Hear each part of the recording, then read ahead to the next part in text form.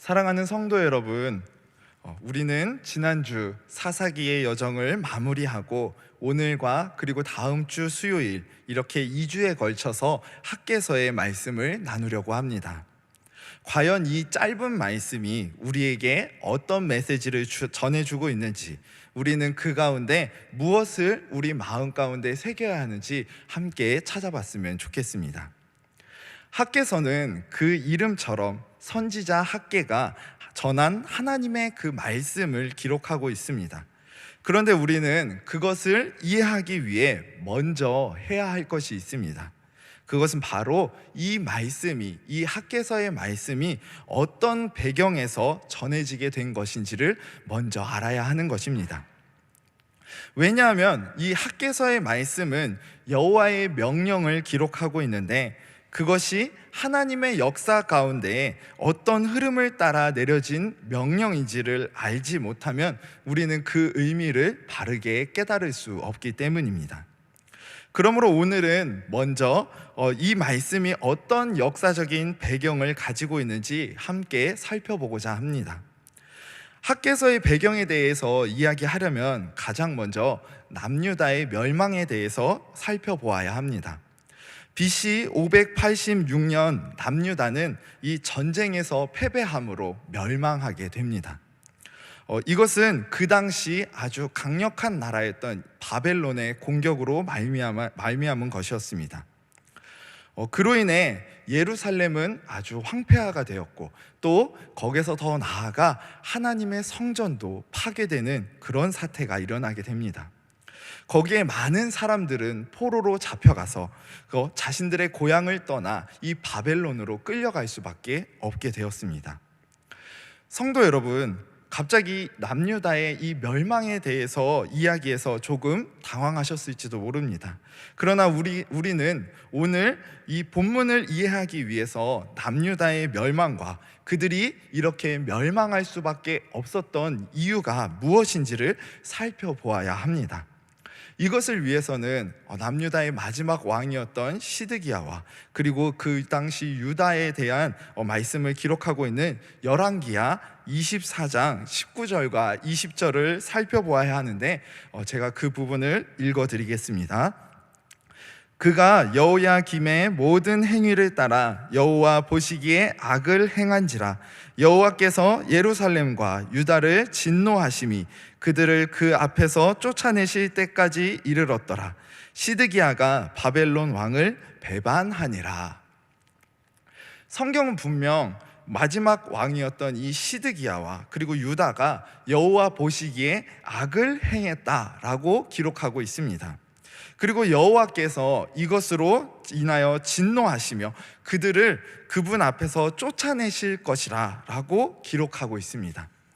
이것은 시드기야와 유다가 여호와 하나님의 뜻을 따르지 아니하며 도리어 악을 행하고 거기서 돌이키지 않았기에 하나님의 심판을 받았다라는 것입니다. 여호와 하나님을 배반하고 그리고 악을 행하던 이 시드기야와 그리고 남유다는 결국 하나님의 심판을 받아 바벨론에 의해 멸망하게 되었던 것입니다. 그러나 하나님께서는 그런 가운데서도 예레미야를 통하여서 그들을 다시금 돌아오게 하실 것이며 회복시키실 것이라고 약속하여 주십니다. 이것은 하나님께서 아직 그들을 포기하지 않으셨으며 그들을 여전히 사랑하고 계심을 보여주고 계신 것입니다.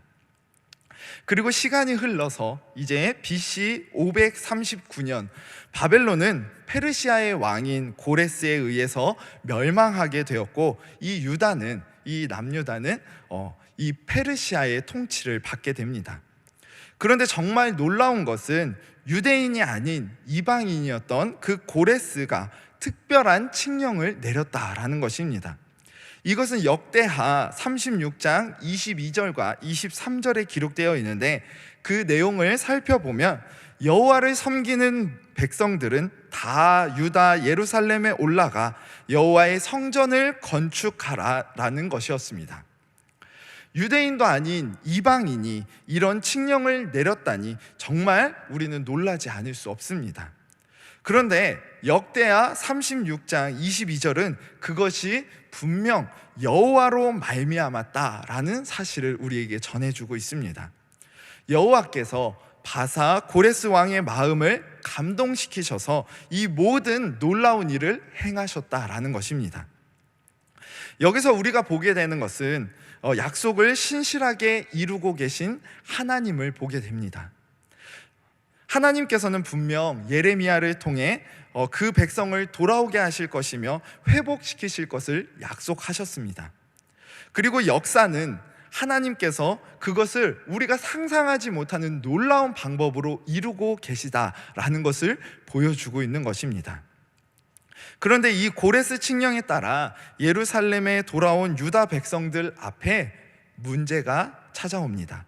우선 귀향했던 이 유대인들은 대부분이 바벨론에서 태어난 바벨론 태생이어서 그들이 이 땅에 돌아와 적응하는 것도 쉽지 않았습니다.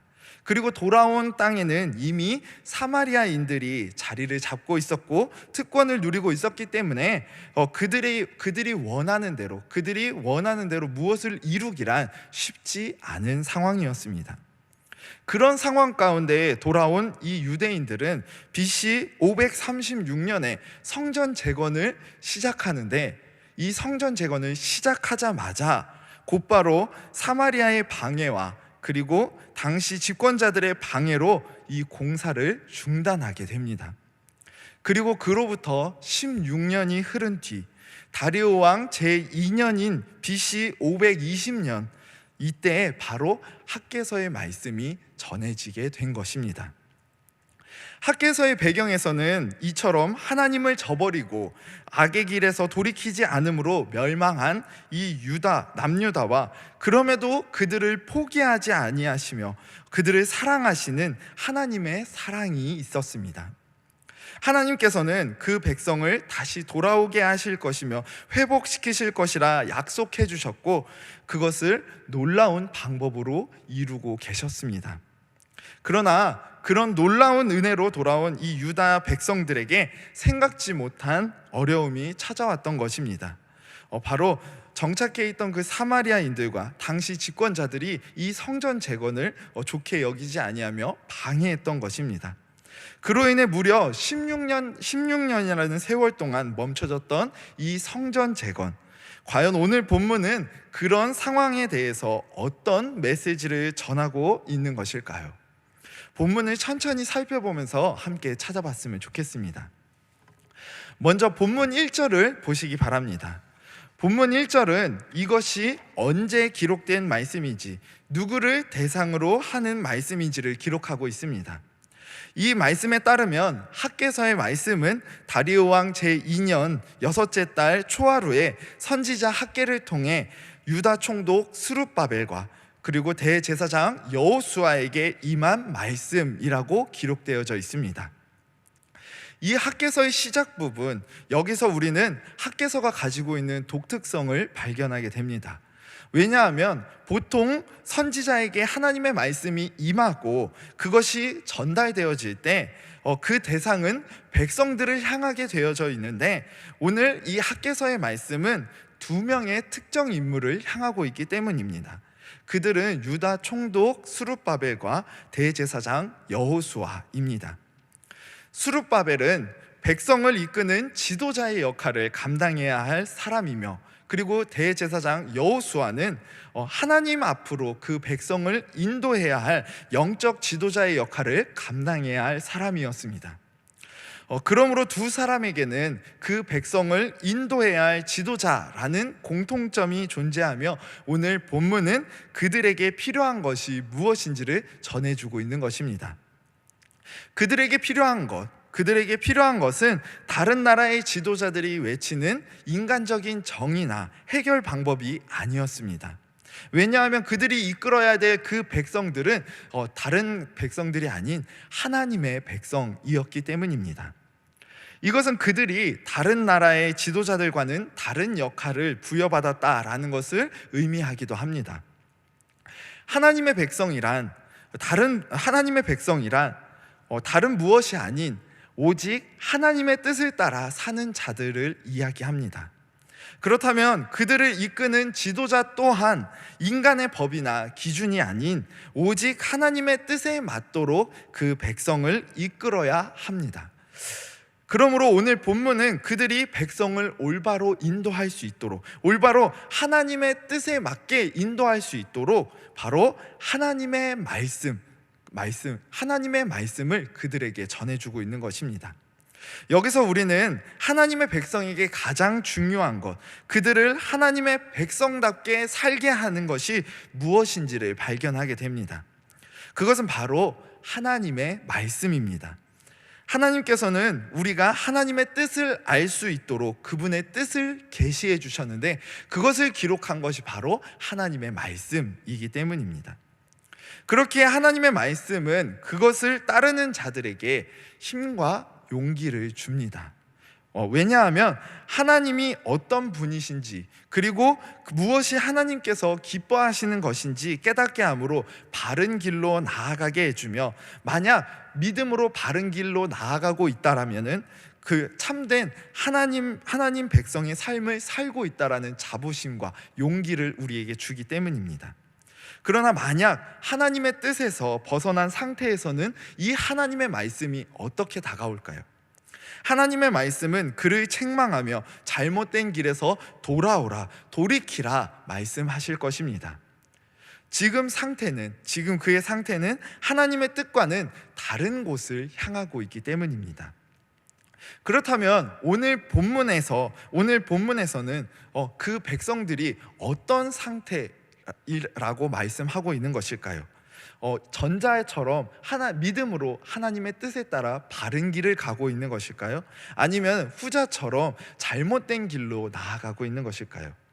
우리 이어지는 본문을 통하여서 함께 살펴봤으면 좋겠는데, 우리 본문 2절에서 4절 말씀, 본문 2절에서 4절 말씀을 우리 함께 읽어보겠습니다. 본문 2절에서 4절 말씀입니다. 시작.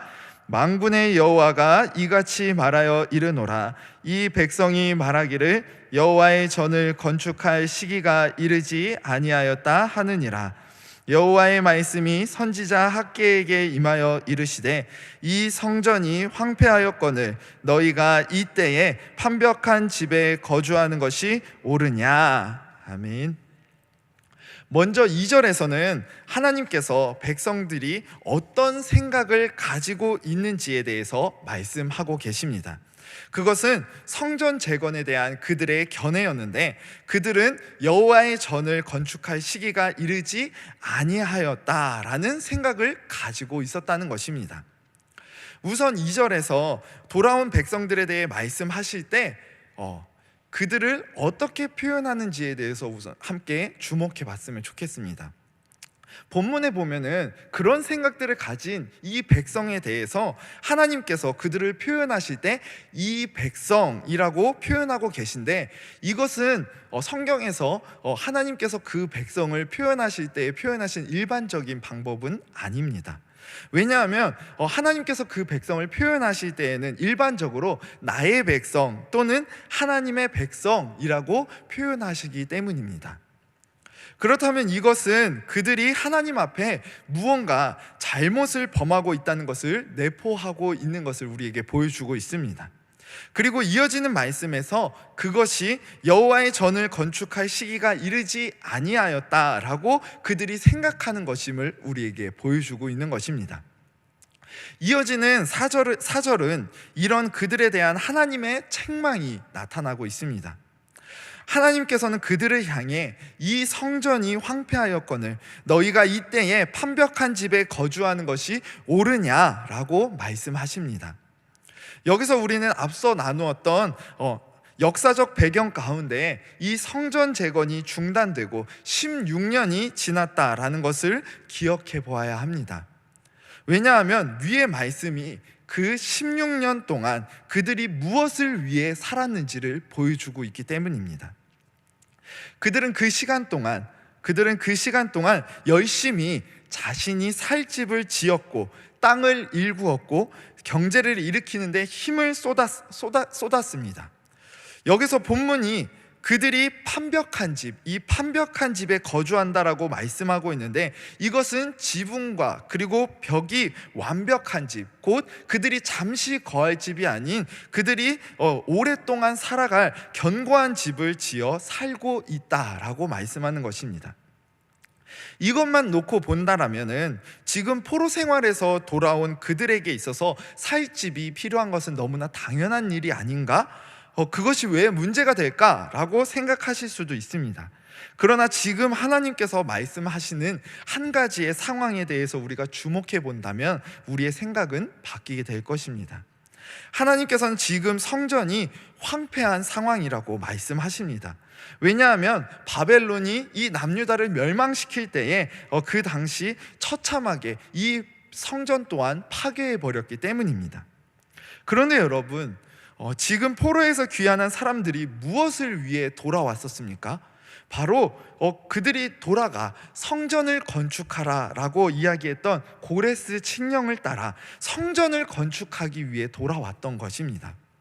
그러나 그들은 16년 동안, 16년이라는 긴 세월 동안 아무것도 하지 않고 손을 놓고 있었던 것입니다.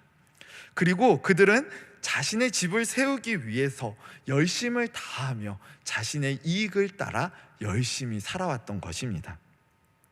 여기에는 돌아온 그 백성들이 대부분 바벨론에서 태어났던 바벨론 태생이라는 것도 한몫했었을 것입니다.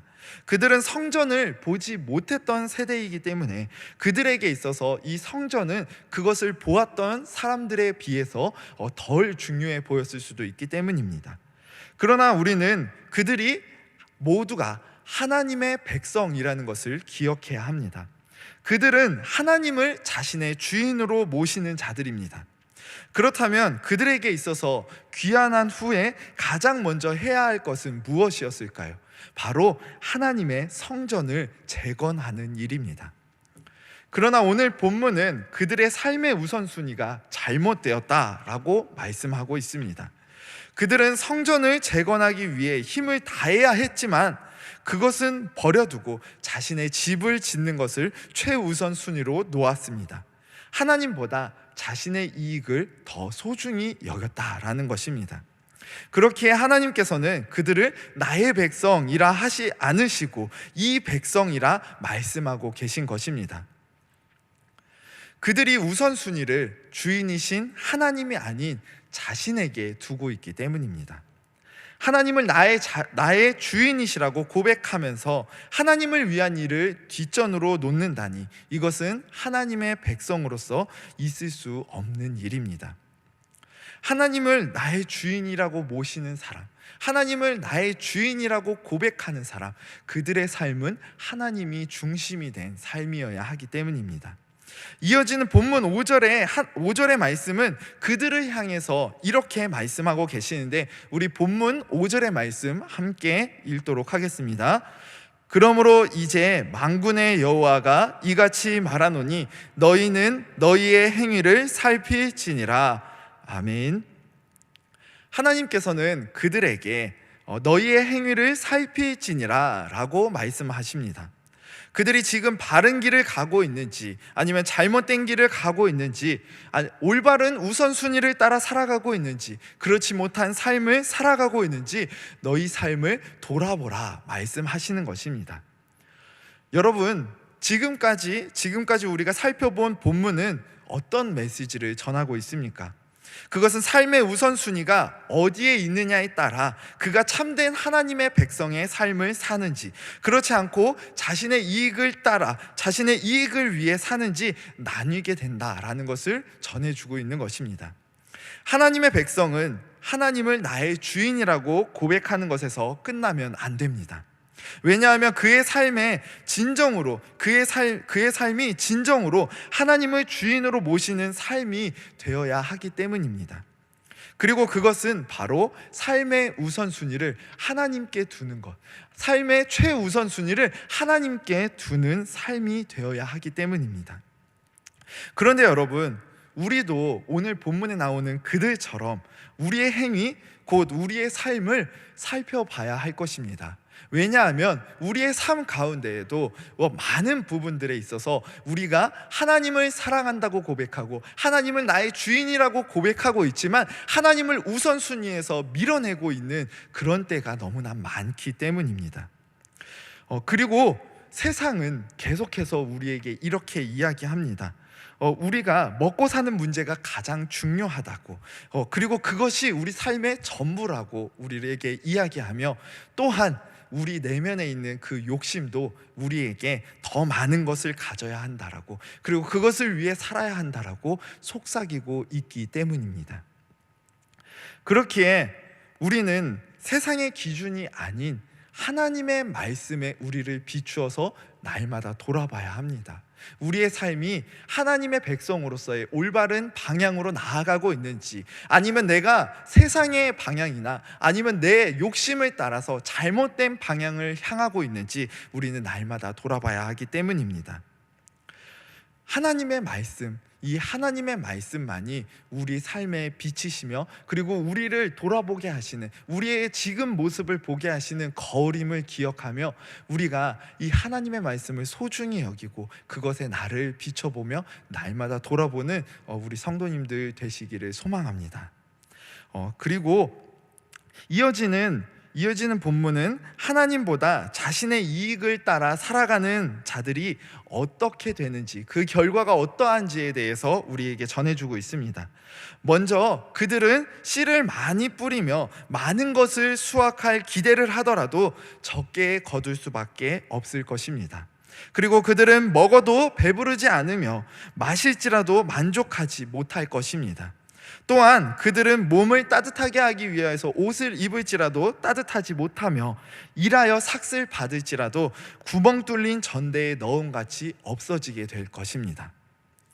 여기에 나온 것들은, 지금 말씀에 나온 것들은 인간 삶의 모든 요소들을 의미하는 것입니다. 씨를 뿌리며 먹고 마시는 것, 그리고 옷을 입고 일을 하여 삭슬 받는 것, 이것은 모두 인간이 살아가기 위해 꼭 필요한 필수 요소들이기 때문입니다.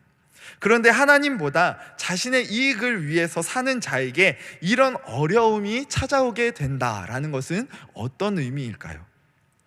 그것은 이 모든 것을 주관하시며 채우시는 분이 바로 하나님이시라라는 것을 우리에게 보여주는 것입니다.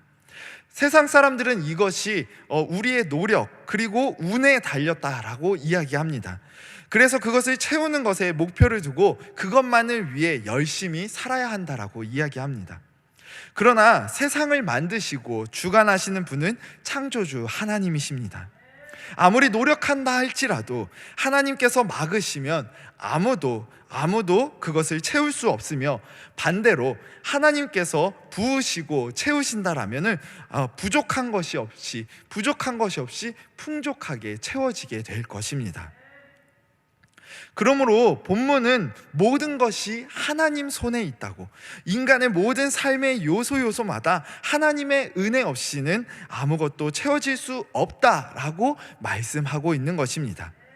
이렇게 잘못된 우선순위를 따라 살아가고 있는 백성들, 하나님보다 자기의 이익을 우선하는 삶을 살아온 그들의 잘못을 밝혀주시며 깨닫게 하신 하나님께서는 이어지는 본문을 통해 그들이 어떻게 해야 하는지를 가르쳐주고 계십니다. 먼저 하나님께서는 본문 7절을 통하여서 다시 한번 그들에게 자기의 행위를 살피라 라고 말씀하십니다. 그들이 먼저 자신들의 삶을 돌아봄으로 하나님의 백성의 길이 아닌 잘못된 길을 가고 있다는 것을 깨달아야 하기 때문입니다. 그리고 그들이 그것을 깨달은 후 해야 할 것이 그 뒤에 이어지는데, 우리 본문 8절의 말씀을 함께 읽겠습니다. 너희는 산에 올라가서 나무를 가져다가 성전을 건축하라. 그리하면 내가 그것으로 말미암아 기뻐하고 또 영광을 얻으리라. 여호와가 말하였느니라. 아멘. 하나님께서는 그들이 해야 할 것을 세 가지로 말씀하고 계십니다. 첫째, 산에 올라가라는 것입니다. 그리고 둘째, 나무를 가져와라. 마지막 셋째, 성전을 건축하라 라고 말입니다. 하나님께서는 지금 멈춰져 있는 그리고 그들의 마음에서 미뤄져 있던 이 성전 재건을 시작하라라고 말씀하고 계십니다.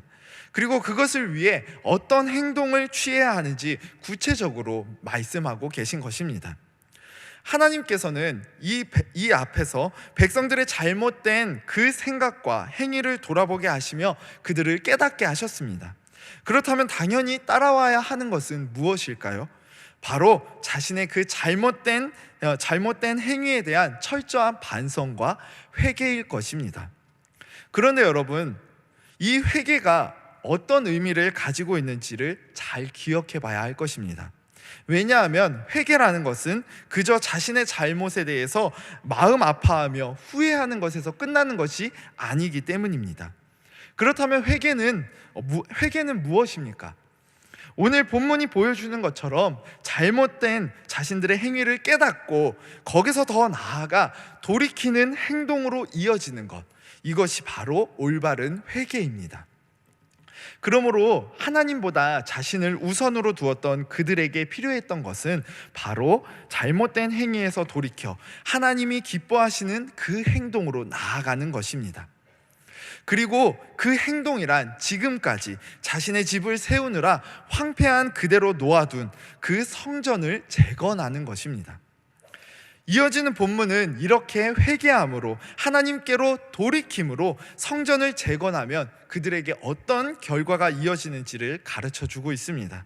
그것은 하나님께서 기뻐하시며 영광을 받으시는 것입니다.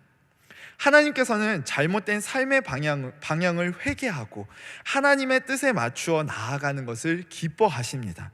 그렇게 잘못된 길에서 돌이켜 사랑의 하나님께로 돌아오는 것이 바로 하나님의 선하신 뜻이기 때문입니다. 그런데 이어지는 9절부터 11절까지의 말씀은 다시 한번 하나님께서 잘못된 길로 나아가는 자들에게 무엇을 행하시는지를 말씀하고 계십니다. 그들이 많은 것을 바랐으나 반대로 적었고 그것을 집으로 가져갔지만 하나님께서 그것을 불어버리셨다라고 말입니다. 본문은 바로 이어서 이것이 무슨 까닭인지 설명해 주고 있는데, 그것은 하나님의 집은 황폐한데 그들은 각각 자기의 집을 짓기에 급급했기 때문이라 라고 말씀하고 있습니다. 하나님께서는 성전 재건을 미뤄두고 자신의 집을 세우는 데에만 집중하고 있는 하나님보다 자신을 더 소중히 여기며 하나님을 우선순위에서 밀어낸 그들의 잘못을 다시 한번 깨닫게 하고 계신 것입니다. 그리고 이런 잘못된 결과의 이 행위의 결과는 하늘이 이슬을 그리고 땅이 그 산물을 그치는 것이며, 하나님께서 그 땅과 산과 곡물과 새 포도주와 기름과 땅의 모든 소산과 사람과 가축과 손으로 수고하는 모든 일에 한재, 즉 가뭄으로 인한 재앙을 내리시는 것입니다. 하나님께서 이렇게 앞에서 이야기한 것과 동일한 형식으로 한 번 더 이 말씀을 전해주고 계시는 이유는 무엇일까요? 그것을 통해 하나님께서 지금 잘못된 길을 나아가고 있는 그들의 삶을 너무나 안타까워하고 계심을, 그들이 하나님께로 돌아와 하나님의 그 뜻과 사랑 안에 다시금 돌아오시기를 너무나 바라고 계시다는 것을 우리에게 보여주고 계신 것입니다. 하나님께서는 그 백성이 잘못된 길로 나아가 멸망하는 것을 원하시는 분이 아니십니다. 하나님께서는 그 백성이 하나님을 배반하고 그분의 마음을 아프게 할 그때에도 그들을 포기하지 않으시고 다시금 회복시키시겠다고 약속하신 사랑의 하나님이시기 때문입니다. 이것은 그분이 우리를 자녀 삼아 주시고 우리의 아버지가 되어 주셨다는 것에서도 볼 수 있습니다. 아버지는 결코 자녀가 망하는 길로 나아가는 것을 원치 않습니다. 왜냐하면 그 자녀가 안전하고 행복하고 잘 되길 바라기 때문입니다. 하나님께서도 그러시기 때문에 선지자를 보내셔서 하나님의 뜻이 무엇인지, 그들이 하나님의 사랑 안에서 안전하고 행복한 삶을 살기 위해 무엇을 어떻게 돌이켜야 하는지 지금 친절하게 가르쳐주고 계신 것입니다. 그리고 여기서 우리는 오늘 본문에서 계속해서 말씀하고 계시는 이 성전의 의미에 대해서 한번 생각해 보아야 합니다. 여러분, 성전은 어떤 곳입니까? 성전은 하나님께 제사를 드리는 곳, 하나님께 찬양과 영광을 올려드리며 하나님을 예배하는 장소, 그곳이 바로 성전입니다. 또한 성전은 하나님의 임재를 상징하는 중요한 장소입니다. 이것은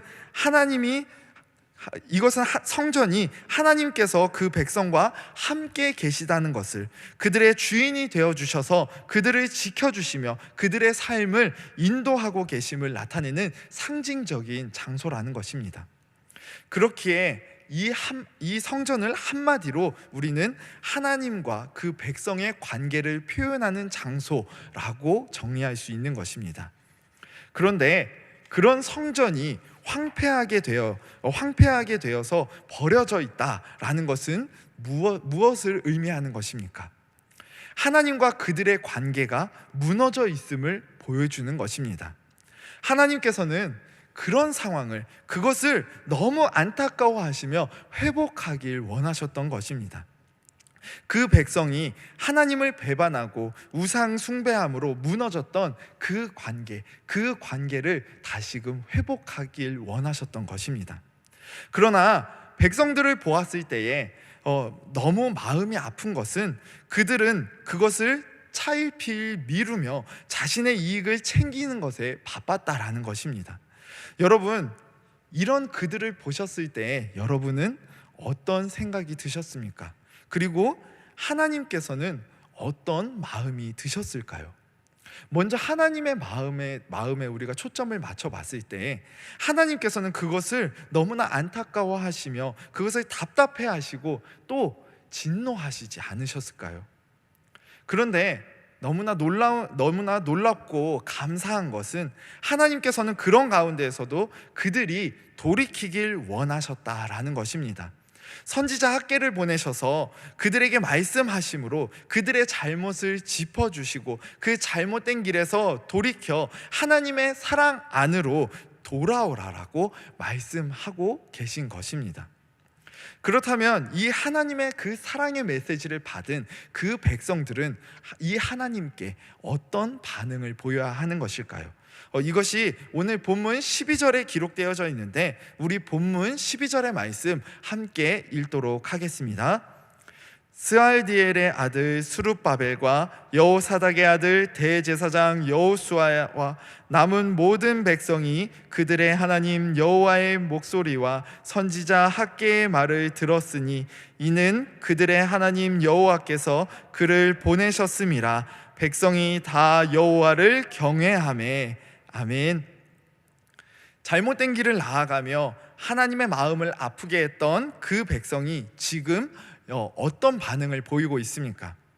그들은 하나님의 말씀을 듣고 그것이 진정 하나님의 말씀임을 인정하며 그분을 경외하고 있습니다.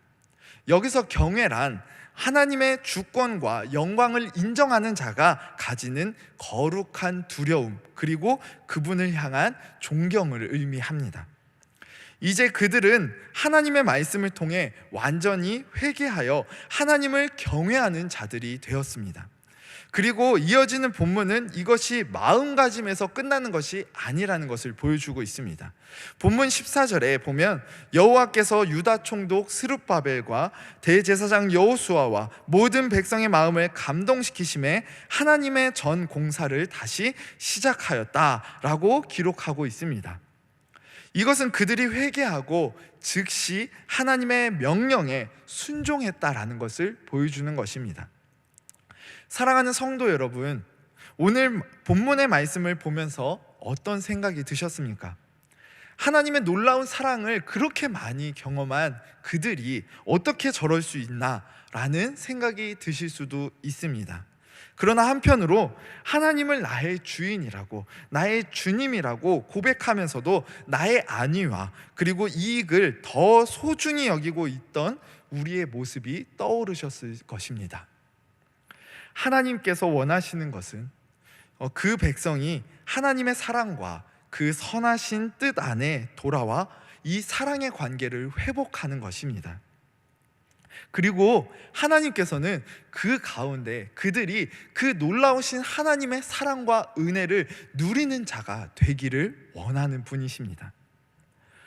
그러나 우리는 그런 사랑의 하나님께 저 바빠요, 먹고 살기에도 이렇게 빡빡한데 잠시만 기다리세요, 조금만 여유가 생기면 그때 말씀 따라 노력할게요 라고 할 때가 얼마나 많은지 모릅니다. 그러나 여러분, 우리가 하나님의 백성이라면 무엇이 우선되어야 하는지 깊이 생각해 보아야 할 것입니다. 우리가 하나님을 나의 주로, 나의 주인으로 모시는 사람이라면 하나님을 우리의 우선순위에서 밀어내는 일은 결코 없어야 할 것이기 때문입니다.